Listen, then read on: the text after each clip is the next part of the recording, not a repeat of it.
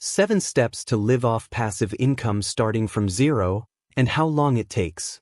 Let me ask you a direct question. How long do you think it takes for an ordinary person? No inheritance, no savings, no special advantage of any kind. How long does it take for that person to build a passive income that covers every single one of their expenses? Most people I ask say, a lifetime. Some say, impossible. And there's a small group, the ones who've actually studied this, who guess somewhere between 10 and 20 years. The real answer is going to surprise you. Not because it's easier than you think, but because the timeline depends almost entirely on one variable that you control completely, and that most people never stop to calculate. In this video, I'm going to walk you through the exact 7 steps to build real passive income from absolute zero. And more important than the steps themselves, I'm going to give you the time map. How long each stage typically takes, where people get stuck, and what separates the people who actually get there from the ones who stay in theory forever. Stay until the end, because step 7 is the one that changes everything, and it's the one almost nobody talks about. Before we get into the steps, I need to destroy one illusion that will sabotage everything if you don't understand this right now. Passive income is not effortless income. No passive income stream worth anything was built without significant upfront effort. What changes is this. In a conventional job, you trade time for money every single week. Forever. If you stop working, the income stops. With passive income, you put in a concentrated effort upfront to build an asset, and then that asset works for you. Asset is the key word here. An asset is anything that puts money in your pocket without requiring you to be present. The financial investment earning interest is an asset. A rental property is an asset. A monetized YouTube channel is an asset. A patent, a brand, a business that runs without you, all of that is an asset. The passive income journey is, at its core, the journey of accumulating enough assets so that the sum of their returns covers the cost of your life. It sounds simple. And in theory it is. Execution is where most people abandon ship. So let's go through the steps. Step 1. Calculate the exact number you need. The first step is not investing. It's not learning about stocks. It's calculating a number. This number has a name in the personal finance world, your financial independence number. And it's far simpler to calculate than it seems. Take your total monthly expenses. Add everything up, rent or mortgage, food, transportation, healthcare, entertainment, subscriptions. Everything. That's your monthly cost of living. Multiply that number by 12. That's your annual cost of living. Now multiply by 25. The result is your number. It's the amount of wealth you need to accumulate to live indefinitely off passive income, assuming a 4% annual withdrawal rate, which is what decades of financial research shows as a safe long-term withdrawal rate. Concrete example, if you spend $5,000 per month, your annual cost is $60,000. Multiply by 25, you need $1,500,000 in invested assets generating returns. If you spend $3,000 per month, $900,000. If you spend $10,000 per month, $3 million. That number looks terrifying when you're staring at it from zero. But it serves a critical psychological function. It makes the goal concrete. And when a goal is concrete, you can build a plan. And when there's a plan, there's progress. And progress changes everything. Time for this step, a weekend. The problem is most people never do this calculation. They have a vague sense that they need enough money to retire, but they've never defined what enough actually is. Without the number, you're shooting in the dark. Do the math right now. Fix the leak before you fill the bucket. You cannot build wealth if you're spending more than you earn. That sounds obvious, but the number of people who try to invest while carrying high-interest credit card debt is staggering. This step has 2 simultaneous goals: widen the gap between what comes in and what goes out, and eliminate high-interest debt. On debt, any debt with an interest rate above 10% per year, and most consumer debt runs well above that, needs to be eliminated before you think about investing. It makes no mathematical sense to invest hoping for a 10% annual return while paying 25% per year on a credit card balance. On the gap between income and spending. That gap, that monthly surplus, is the fuel for your wealth-building engine. The wider the gap, the faster you get there. And there are two ways to widen it: spend less or earn more. The ideal is both. The concept is straightforward. The goal is to maximize your savings rate, the percentage of your income that you actually invest every month. A 10% savings rate takes decades to reach financial independence. At 30%, you get there in roughly 28 years. At 50%, around 17 years. At 70%, under 9 years. The time it takes to reach financial independence depends far more on your savings rate than on your investment returns. That's one of the most powerful and least discussed insights in this entire space.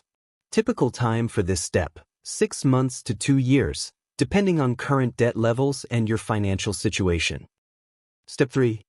Build the foundation, the emergency fund. Before any investment aimed at passive income, you need an emergency fund. Without it, any unexpected expense will force you to liquidate your investments at the worst possible time. Your emergency fund should hold between 3 and 6 months of living expenses, and it should sit in something liquid and safe. A high-yield savings account or a money market fund works perfectly. This fund is not an investment. It's not going to make you wealthy. It exists to protect what you're going to build. Think of it this way: without an emergency fund, you're building a house on sand. Any crisis, job loss, medical emergency, car breakdown, will knock everything off balance and send you months or years backward in your plan. With a fund in place, you have psychological stability. And psychological stability is deeply underrated on the path to financial independence.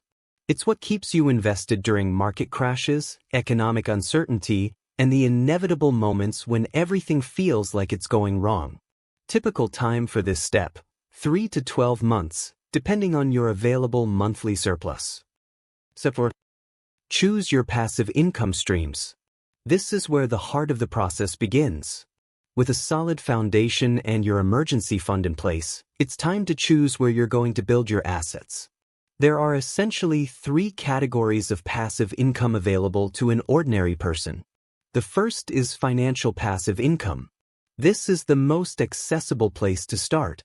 It involves investing in assets that generate returns: dividend-paying stocks, real estate investment trusts, fixed income instruments, index funds.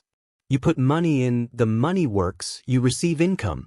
Simple to understand, relatively straightforward to execute, and it scales directly with your portfolio size. The second is property-based passive income. Rental real estate is the most classic example. It requires more upfront capital, has more operational complexity, but can deliver solid returns combined with long-term asset appreciation. The third is digital passive income. Online courses, books, music, ad-supported channels, digital products, websites generating organic traffic.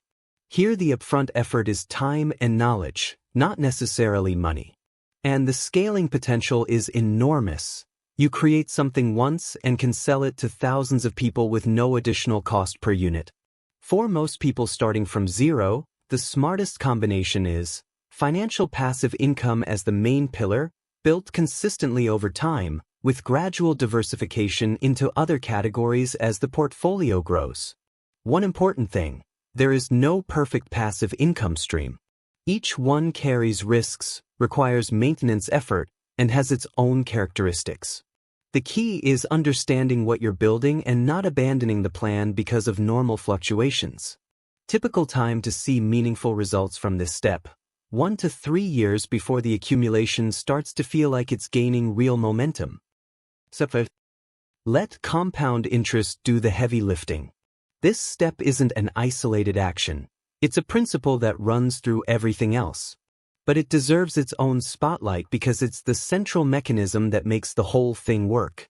Compound interest means that the return you earn in one period becomes capital that generates returns in the next period. You earn returns on your returns. And this creates an acceleration effect that starts slow, feels almost invisible in the early years, and then explodes. The problem is that most people quit exactly during the flat part of the curve, before the inflection point where growth starts to become visible and exciting. A simple illustration. If you invest $500 per month for 30 years with a real annual return of 7%, you'll accumulate roughly $566,000. You personally put in $180,000 of your own money. The other $386,000 came from interest on interest on interest. In the first 10 years, compound interest contributes a relatively small share. In the last 10 years, it contributes far more than the money you put in yourself. That's why starting early matters enormously, but it's also why starting late is still absolutely worth it. Every month you delay the start represents not just one fewer month of your own contributions, it represents one fewer month of returns on returns on returns. The curve loses power. Every single day matters more than it appears. Step 6. Build accelerated active income to turbocharge the process. This is the step that separates people who get there in 10 years from those who take 25. Pure passive income, built on accumulated wealth, has a clear limitation in the beginning. It depends on time. You can't skip stages. Money needs time to grow. But there is a shortcut inside the strategy. Not a shortcut that eliminates the effort. A shortcut that redirects the effort more intelligently. The idea is to create additional active income streams with the explicit goal of converting every bit of the surplus into investments. Not to spend more. To accumulate faster. This could be extra income in the same field you already work in, consulting, freelancing, side projects. It could be a new skill you monetize. It could be a small side business. The critical point is this. That extra income only works as an accelerator if you invest the majority of it and you don't normalize a more expensive lifestyle. The phenomenon of lifestyle inflation, when you earn more and spend proportionally more, is the single biggest enemy of this step. Every extra dollar earned and invested shortens the timeline. Every extra dollar earned and spent keeps the timeline exactly the same. Someone earning $5,000 who manages to invest $1,000 per month will reach financial independence far later than someone earning $8,000, maintaining the same $4,000 cost of living and investing $4,000 per month. The game is not to earn more. The game is to widen the gap and convert that gap into assets. Step 7. Protect the system and don't break the rules on the home stretch. This is the step almost nobody talks about, and it's the one most people ignore, sometimes just a few years from crossing the finish line. Building wealth is a marathon, and like every marathon, the biggest risk isn't a lack of talent or a lack of discipline in the first few miles. The biggest risk is one bad decision somewhere in the middle.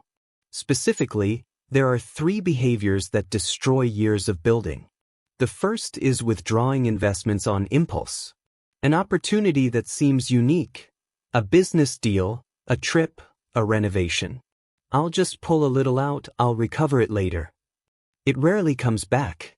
The money goes. The lost time does not.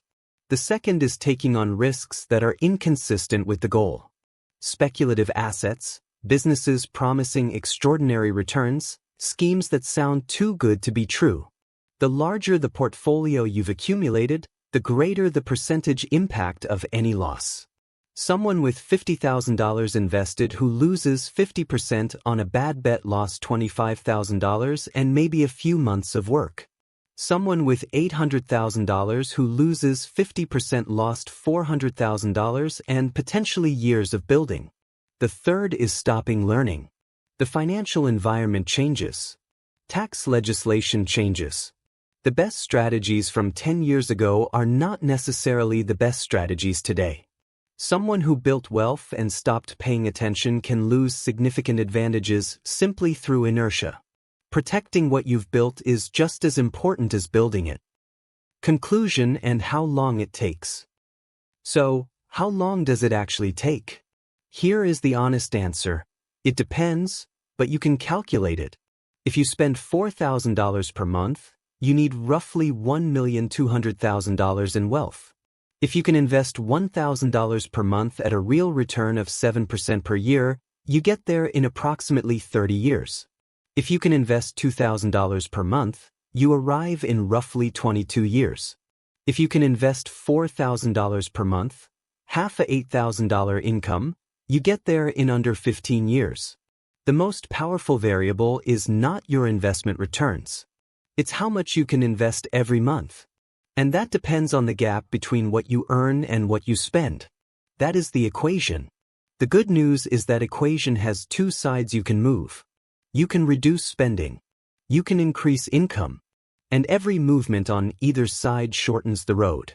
The best time to start was yesterday. The second best time is right now.